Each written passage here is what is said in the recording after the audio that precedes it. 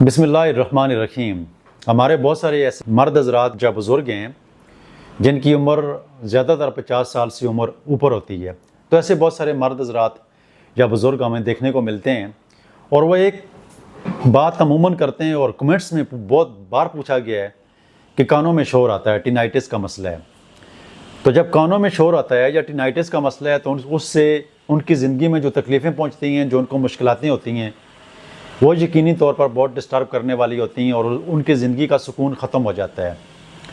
पिछले दिनों फ्रांस से एक औरत ने मुझसे रब्ता किया और वो बेचारी मुझे कह रही थी कि पिछले 20 साल से मेरे कानों के अंदर शोर है और वो ठीक नहीं हो रहा है, जिसकी वजह से मेरी ज़िंदगी अज़ाब बन चुकी है और ना मुझे रात को सुकून मिलता है ना दिन को सुकून मिलता है।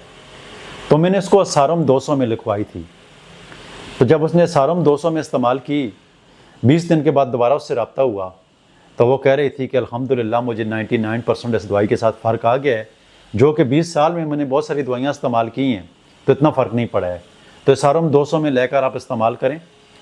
इसके 10 कतरे रोज़ाना रात को सोते वक्त ले लिया करें। तो अल्लाह ताला के फजल से बहुत सारे जो हमारे मरीज़ हैं जिनको कानों के अंदर उनको शोर सुनाई देता है, टिनाइटिस का मसला होता है, तो इस एक मेडिसिन से बहुत सारे मरीज़ ठीक हो जाते हैं।